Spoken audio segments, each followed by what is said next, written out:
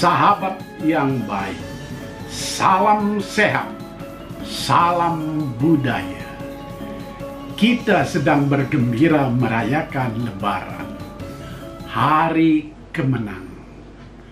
Mungkin di antara kita masih tinggal di kampung halaman, tempat yang sudah sangat lama kita tinggalkan untuk mencari nafkah di kota.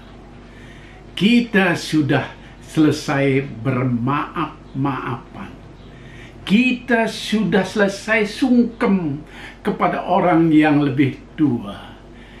Dan lebih dari itu, sesungguhnya di hari Lebaran yang kita rayakan ini, kita memulai hidup baru yang lebih bersih, lebih suci, lebih fitri. Tapi apakah itu akan terwujud? Dan setelah Lebaran, perilaku kita yang kurang baik bisa kita tinggalkan? Bisakah kita selesai dengan urusan caci maki, ujaran kebencian, dan sebagainya yang bertebaran di dunia maya? Sahabat yang baik, sebelum sampai pada renungan ini, saya ingin membagi sedikit pengertian apa itu Lebaran. Dari mana kata itu berasal? Istilah Lebaran itu ternyata bukan hanya milik sahabat kita yang beragama Islam saja, tetapi istilah Lebaran itu sudah milik seluruh orang, apapun perbedaan agamanya. Idul Fitri yang berarti kembali ke fitrah, kembali ke kesucian, memang milik sahabat kita umat Muslim. Tetapi Lebaran sudah ada sejak dulu dalam budaya Nusantara kita. Pakar-pakar bahasa menyebutkan tidak ada kata Lebaran dalam bahasa Arab. Meskipun dalam Kamus Besar Bahasa Indonesia menyebutkan arti Lebaran sebagai hari raya umat Islam yang jatuh pada tanggal 1 Syawal setelah selesai menjalankan ibadah puasa selama bulan Ramadan. Kata ini sudah ada sejak dulu, bahkan sebelum kamus itu disusun. Cuma penyusun kamus tidak menjelaskan tentang kerincian arti kata Lebaran itu. Kata Lebaran dikenal masyarakat Jawa dalam rumpun bahasa Kawi. Bahasa Kawi ini juga sering disebut sebagai bahasa Jawa kuno. Arti Lebaran itu adalah selesai, usai, habis. Dan Wali Songo yang kita muliakan memperkenalkan kata ini menandai selesainya menjalankan ibadah puasa di bulan Ramadan. Kita tahu Wali Songo menyebarkan agama Islam dengan memanfaatkan budaya-budaya lokal. Lalu Lebaran dikaitkan dengan Idul Fitri, usainya bulan suci Ramadan yang begitu indahnya.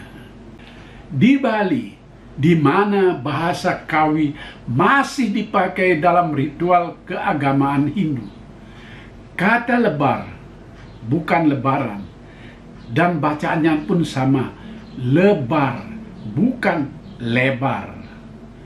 Masih populer hingga saat ini.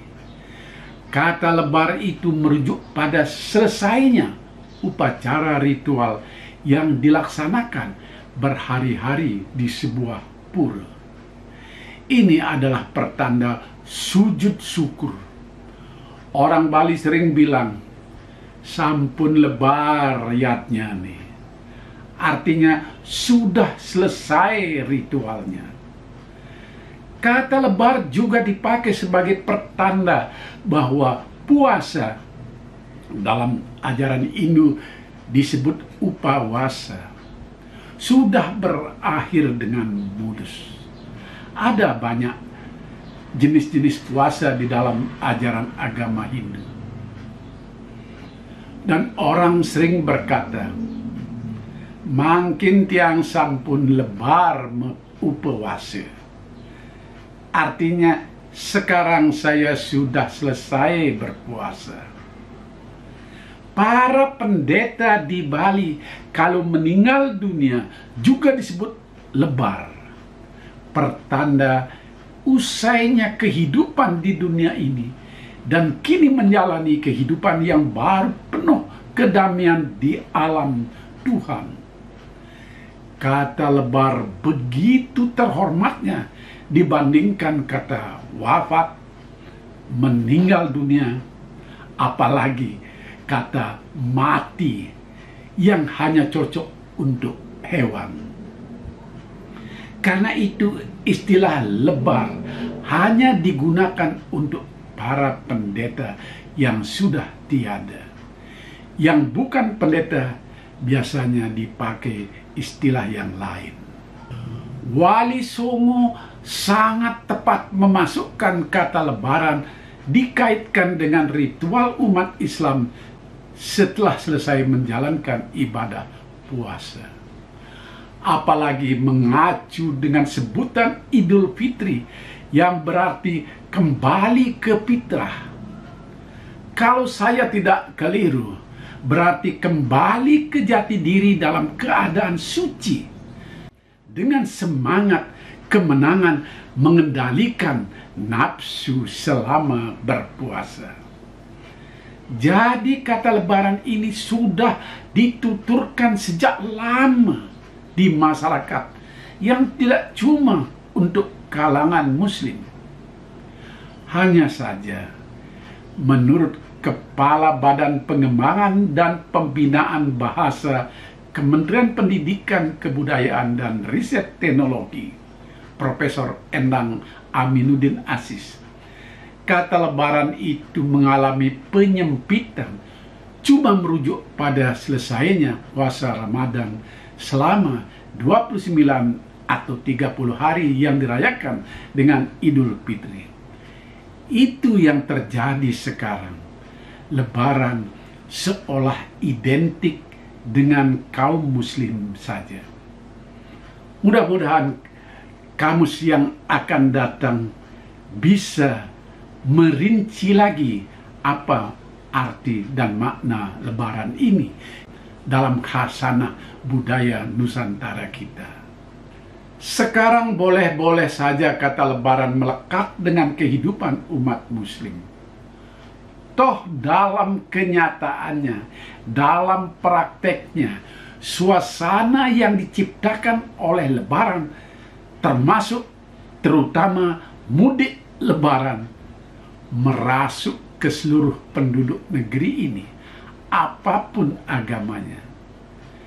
Kita bisa lihat pada hari-hari menjelang lebaran yang lalu, jutaan orang terlibat dalam suasana kegairahan ini.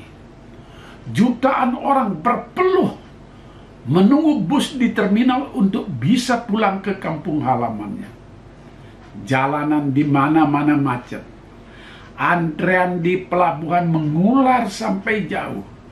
Di pelabuhan Merak, orang bahkan menunggu sampai 8 jam lebih untuk masuk ke kapal penyeberangan. Jutaan orang rela merogoh sakunya agar bisa pulang merayakan kemenangan. Ada yang menghitung 85 juta orang mudik dan 7 triliun rupiah lebih uang mengalir ke desa-desa. Luar biasa. Suasana kemenangan ini yang harus dibagi dengan sujud syukur kepada orang tua, berbagi rezeki kepada anak dan keponakan di desa, saling bermaaf-maafan kepada sedulur yang lama tidak berjumpa. Ekonomi pedesaan bergerak. Di sini tidak berlaku ucapan, kok menghabiskan uang untuk mudik dan membeli baju lebaran bisa, kenapa harus antre minyak goreng? Mudah-mudahan tidak ada yang berkata begitu. Karena ini dua hal yang berbeda. Lebaran itu soal membagi rasa yang tidak ternilai. Dan membeli minyak goreng soal hak sebagai warga bangsa yang kebutuhan dasarnya harus tidak boleh dipermainkan para tengkulak. Nah, sahabat semua, pertanyaannya atau harapan besarnya adalah apa yang terjadi setelah Lebaran kita lewati dan kita bersama-sama siap kembali ke kota mencari nafkah. Karena Lebaran menyiratkan kemenangan dan kita kembali kepada kesucian, seharusnya memaafkan semua kesalahan dan nafsu buruk kita semestinya bisa berkurang. Caci makian kita di media sosial yang nampaknya tidak surut selama puasa harusnya jauh berkurang setelah Lebaran. Sebutan kadrun atau cebong dengan motif menghina, saling sindir-menyindir, berbahasa kasar, apalagi itu dilakukan oleh para intelektual bangsa, harusnya semua berkurang. Kalau ada masih caci maki, saling membenci, dan sebagainya, lalu di mana letak kata Lebaran sebagai hari kemenangan kita? Kalau sebulan penuh kita berpuasa, dan setelah itu hati kita masih kotor, apa makna hari kemenangan itu? Kalau kita mengadakan ritual berhari-hari di pura, lalu lebar yadnyanya, dan ternyata kita masih kotor, untuk apa semua ritual itu? Kenapa nafsu buruk itu tidak kita selesaikan dan tidak kita habiskan dengan saling memaafkan dan sujud syukur kepada Tuhan? Karena itulah arti Lebaran: selesai, usai, dan habis. Ratusan kilometer kita berjalan untuk pulang mudik. Jutaan rupiah kita keluarkan. Ternyata tidak ada artinya kalau usai Lebaran kita kembali ke hal-hal yang kotor, kembali saling mencaci, kembali saling membenci. Mari kita bersiap-siap untuk kembali bekerja dengan melupakan hal-hal yang kotor itu. Dan kita berjumpa kembali pada Lebaran tahun depan. Semoga umur kita dipanjangkan, sementara hati kita yang buruk habis bersama dengan makna Lebaran ini. Sampai jumpa sahabat semua. Rahayu. Mohon maaf lahir dan batin.